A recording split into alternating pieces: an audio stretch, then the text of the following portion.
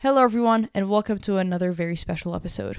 She Scores Bangers is teaming up with the Northern Super League over the next few weeks to bring you exclusive interviews with players and others that are gearing up for their inaugural season, set to kick off on April 16th. The NSL, founded by former Canada International Diana Matheson, is Canada's first ever professional women's soccer league, with 6 clubs based in Halifax, Calgary, Ottawa, Toronto, Vancouver, and Montreal. You can catch the action on CBC, TSN, and other online streaming platforms. Today's guest holds one of the most prestigious international careers in the game. With over 200 appearances for the Danish women's national team, she captained her side in the 2007 Women's World Cup and featured in multiple other Women's Euros. Her club football is just as impressive, with experiences ranging in England, Australia, Sweden, and Norway before taking up an assistant coaching role with the Danish women's national team. Joining the NSL from football in the Danish league, she lands in the capital as the head coach of Ottawa Rapid. It's none other than Katrine Pederson. Katrine, it's a pleasure to have you here. How are you doing today? I'm good, thanks, and thanks for having me. Of course. How is Ottawa treating since you've been just moving to the capital? Well, Ottawa's been good. It's cold here, but we've had very great days with the blue sky, sun. The canal is frozen. People are out skating. It's a beautiful city, but I can't say that I've been a lot around. We've got things to do to Mm-hmm. make everything ready for when the players join us next month. It's all starting very, very quickly. It's like there's not much time to settle in because there's about a million other things that are happening all at the same time. But I kind of wanted to hear a little bit about how this opportunity materialized and how it all came to life. Yeah, well, I started talking to the club in the summer. I got a call from the technical director, Christina Kiss, and she said, "Well, we are Diane Matheson and Tom Gilbert. They've been working on this for a long time, and now it's going to get up and running." And so that was when the talks started, and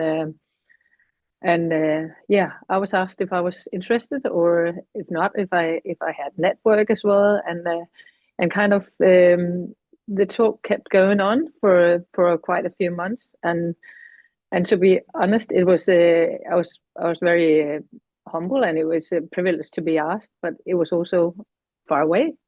I have a family, we have a house, so there was a lot to take into consideration. Mm. But the more I spoke to the club, the more I spoke to Christina and the others in the leadership, the more I actually felt like, well, the coach that they want, the way they describe it, it kind of looks like my profile, and in that way, I think our values aligned and ambitions and everything that we talked about in those months. Hmm. So I got more and more keen on the job, and they had trust in me. Tell me Yeah, a little. Tell me a little bit about that leadership group and kind of the values that we're telling you. What did you see in that stood out to you and kind of got you more on board to the yeah. project? I think first of all, it felt we had a very good connection. Um, and sometimes it's hard when you sit there and you have the virtual meetings, but I had a good connection with them when they told about the project. It sounded both professional, but they've been both professional and including. And it seems like they have trust now that I've arrived. Uh, Everyone here has trust in each other, and in that way, we kind of have an environment where everyone is helping each other in our different areas. Mm. We have creative people, we have football people, and just the tone around the offices here that we are also building is really good. And also the fact that they were willing to. We had meetings both with my partner. I have a partner and kids, and how could this be a move that we could feel safe and secure about? We had more than one week meeting, and they've been very helpful to us as a family. Mhm. And yeah, that's been a it was a long run, but yeah, but in that way, I think we aligned well. Mhm. What are some questions that you sort of had about this new project? Because I think, starting talks in the summer, there was a lot of unknowns. And for you, obviously making this big of a jump, you probably had a lot of questions and maybe some doubts about what is it that I'm jumping into. How do you feel they kind of answered some of the doubts that you had and probably reassured you? Yeah, well, the fact that yeah, I've been in obviously I've been in football for a long time. I've been in top football in like 30 years, and we've taken small steps along the way. But at the moment, women's football is growing so fast, both in Europe and here. But this was such a major step. Uh, so the quality and the professionalism around the league, the business case behind it, that was kind of I don't wouldn't say that it persuaded me, but it felt like such a good opportunity as well for me, even though there are a lot of unknowns. And that's also what is it's unknown. What players can we attract? How is the first season going to be? What about the first games? How are the regulations? Like I'm from Denmark. We have an FA who's in control of all the leagues, and everything yeah is up and running, and this is all new. But I also think that it's that process, to have been in that process. It's made it so real and so good to be around the people that has been building it. Mhm. So being in this process has been a great value this first time. You mentioned Christina. Obviously, she has been a huge part in kind of the building of Rapid FC so far. But you guys played together over 20 years ago. Mm.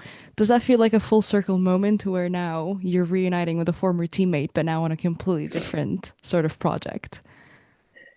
Yeah, well, yeah, of course it does. Like, it's right. We played in the north of Norway together in the beginning of this century. It sounds like we sound very old when I say that, but I think that is how women's football is. It's probably how men's football is as well. This opportunity was good for me, and of course it's. I know Christina from 1 year, haven't played with her 1 year, and then we Mm. have barely had contact. So and then knowing what she like what ambitions that she has for football and what she's done in between when I knew her back then, it's it's a privilege to come here and work with her as well. But also in women's football, when I've done things with UEFA and in between my other jobs, but I meet former opponents, now colleagues, and in that way, when we have more women in football, it's uh, it's good that we're here to help each other. We're here to compete against each other as well. But it feels good that we are on that way where more and more female leaders and coaches are attracted to the game, and it's possible for us to work on a high level. I think it's beautiful how these connections come together. And like you mentioned, I think we'll continue to see them more and more now. And I think with the putting the rosters across the teams, we're seeing some teammates reconnect from college days and now maybe teammates going up against each other. But I also wanted to ask you a little bit of, I think there's a lot of questions on kind of how does a coach put a roster together? And tell me about some of the different obstacles putting something from scratch, because I think Yeah, very rarely do we get an insight to that. yeah. Well, I can say that it's not anything like anything else I've done. Like normally you would have a core of a team, and maybe you switch or players that transferred, you'll get 8 new players. But without having a core, we had to start somewhere, and we started by by signing local players, Canadian players. As you probably know, we can have an amount of 8 international players, and the rest has to be Canadian. And all the other teams also have to have the same. So it was about looking at the Canadian players as well, getting to know them well, because my network is more in Europe.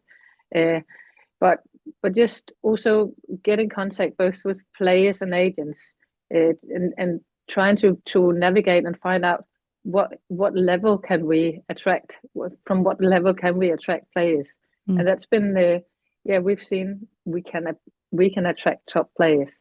Like we've got a top player, an Olympian gold medalist in Desiree Scott, and of course the Euros in Europe kind of hold some players back from coming. It's a big move to move across the Atlantic half a year before the Euros. So if they're national team players, some of them are a bit think it's a bit risky. Mm.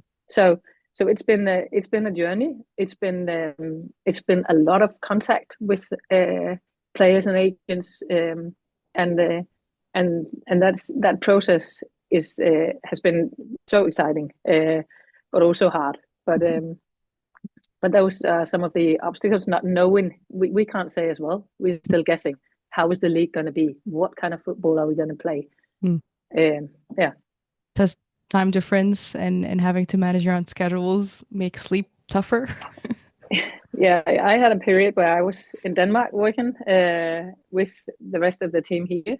That made me when Christina said sent her kid to school. My kids were coming home from school, so in that way, I had a kind of a different schedule. Well, it's good you're in Ottawa now because now it feels a little Yeah, easier or better to manage. yeah. You brought up the idea of what kind of football are we going to play. Can you tell us a little bit about the vision of what we might see from Rapid on the field? Not maybe just the first season, but kind of across because it's going to be a little bit of a process. Yeah, yeah, yeah. And when I said what kind of football is going to be played in the league, that's what we don't really know. We know as Europeans, we think the North American football is more transition minded. It's more direct. It's more power, and we think of ourselves as a little bit different in our style of play. But what you would see when you watch the Rapids is a team that will dominate on the ball, and a team that will play with courage and intensity and creativity. That's what we want to. But we also know we have to adapt. We have to be proactive. We have to adapt, but focus on controlling the ball, creating chances, and expressing the players expressing themselves both individually and as a strong collective. That's my ambition. I think that's a very exciting pitch. We haven't seen much of the football, obviously, any of it yet, but I think any fan listening to that would be pretty excited. I also wanted to ask you a little bit about just the whole idea of being part of history. You were obviously involved in professional women's football for over 20 years as a player, and then you went into the coaching, and so you've kind of seen the game progress from almost just getting things going after some of the bans across different European countries to now getting as big as it is. How does it feel to be part of this piece of a foundational historical moment in professional soccer in Canada, but I think in the game in general? Well, I feel privileged and humble to be part of this journey, part of this movement. Women's football has been on a journey, and it's been a movement more than a business and industry. It is turning into a bigger industry as well. I hope for the football and for women's football that we keep some of the values that the whole movement has been built on, and I'm sure we do because that's what I feel here in Canada. But I just say again, I'm humbled to be here, but being here and knowing that the Canadian national team has inspired players, boys and girls, through the national team, through winning medals at Olympics, but now boys and girls being able to come to the city's team, come here in Ottawa to watch us play. It's having role models that are real and not just on TV and not just playing against other countries or in other countries. Now they're here, and that's obviously when I was a kid, I knew men's football players. When I was first called up for the national team, I'd never seen the national team play. So in that way, building a brand for the community, for all the girls and boys that play football. Like everyone can dream about being that player in that city's team. Yeah. So that's great. During your professional career, you became a role model as a player, and I think now you are becoming a role model as a head coach. In the league, out of the 6 teams, you're one of the 3 female head coaches. Talk to me a little bit about the importance of growing the number of female coaches in the game and seeing that visibility now more and more often, where it's a female on the sidelines, kind of giving out these instructions to the players. Well, I think it's important for as a female coach as well. It's good to be here in Canada, where now I can see that the leadership and the coaches also around the other teams, there are a mix or there are more female, and it's just a different world because what we're used to is being one among a lot of men and suits, Mhm. and in that way. It feels good because that's the way we have to go. There's so much potential in both female players, but also female coaches that hasn't been able to thrive in the environment.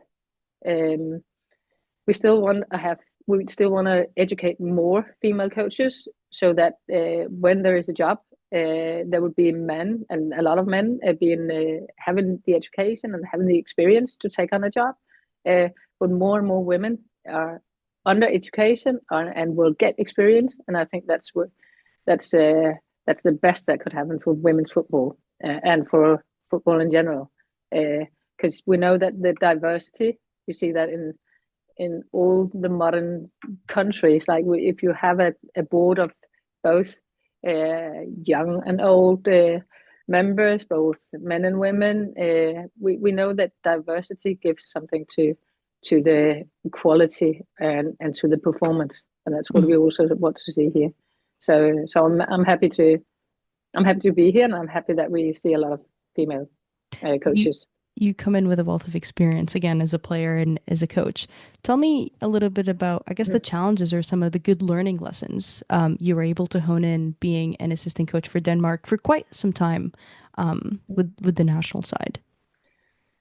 Well, being the coach at a national team is different than being on a club team. But the lessons that I've learned, I actually have to jump back to when I was a player, because Mm. as a player I transitioned into being a coach, and that transition was one of the best things I've ever done.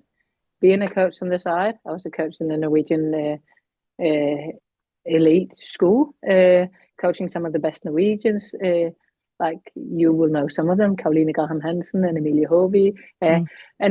but coaching them and playing myself, I became a better player by coaching. I became a better coach by playing, and Mm. taking that on as well. Being the assistant coach with different coaches, you learn something from each coach that you're with, both on the structure side, on the football side, on the coaching side. So bringing all that together and forming myself as a coach, taking education, but always having myself as I can't change. I don't want to change the person that I am. I can't because then uh, I won't be me, and I won't be good enough.